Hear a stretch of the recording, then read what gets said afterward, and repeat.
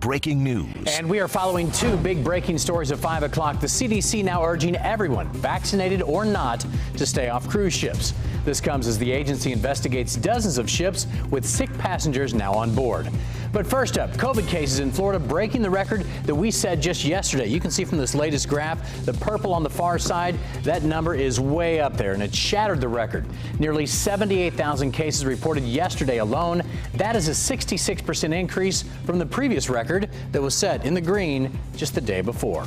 And in Central Florida, things could get worse. Orange County and the Altamont Springs Water District, which covers just a large parts of Seminole County, have seen huge increases in traces of COVID in wastewater. Fox 35's Dave Puglisi joins us now live. And Dave, Omicron is now the dominant strain here in Central Florida. Christy, it is, and it is by far nearly happening overnight. Now, throughout this entire pandemic, the testing that is done at wastewater facilities like this one here in Altamont Springs have been critical to local governments as well as hospitals into managing the spread and seeing what's happening in our community right now. And here, they're seeing COVID traces that are smashing record highs. This is exponentially more contagious. The Omicron variant is ripping through Orange County and parts of Seminole County. Wastewater treatment facilities in both counties recording record high traces of COVID-19. Is that when we see a spike like this, it's in real time. We don't have to wait for people to get sick. A spike like this is very significant, what we saw after Christmas. Altamont Springs wastewater testing includes additional areas such as Longwood, Winter Park, Maitland, and Eatonville. The recent COVID sampling from this area alone would smash any single-day COVID positivity rate recorded statewide. We showed about 46,000 people who were infected at one level or another.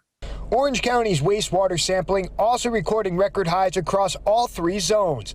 The southern region seeing an increase 7 times the previous high. It is more important for our community to continue vaccinations and wearing masks and ensuring that they limit the exposures to others if they feel even the slightest of signs. Researchers at the University of Florida are not surprised by the spike.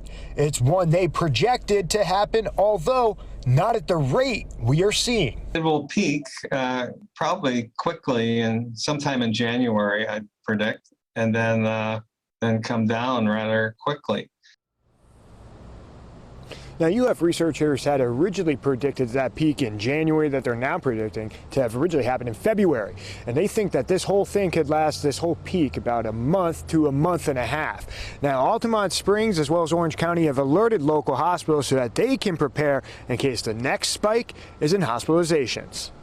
In Altamont Springs, Dave Puglisi, Fox 35 News. All right, thanks, Dave. Now back to that breaking news from the CDC. The nation's top doctors urging everyone to avoid going on a cruise right now, and that means even more uncertainty at Port Canaveral. You see the live view right there beside me at the port. The captain there says this announcement is not surprising, but also adds that safety protocols have been cautiously refined. Fox 35's Alina Shirazi has the latest details tonight. It's not the same bell that they're ringing for the airlines, for the hotel industry, for sports arenas, for any grocery stores, your department stores.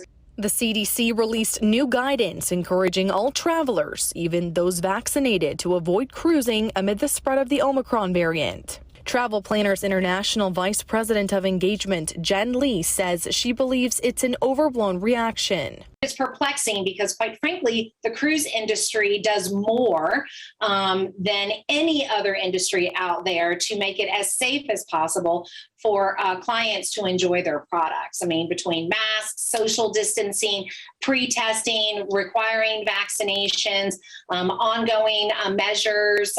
But for some travelers, it makes sense. Ashley Peterson's 8-day voyage with Carnival Cruise Line, the Carnival Freedom, left Miami with over 2,000 passengers on December 18th. They canceled their planned stops because of reported COVID infections on board. It was a bit of a nightmare. I would say it was very frustrating, and I definitely did feel like I was sailing on a petri dish. Lee says she sees how this could play out. The CDC will ask the cruise lines to meet higher safety standards. But bottom line, it's up to people to stay home or pack their suitcases. consumers will cruise. Unless they absolutely say you're not allowed to cruise, consumers will cruise. The expectation of zero is unrealistic and, quite frankly, extremely damaging. Alina Shirazi, Fox 35 News.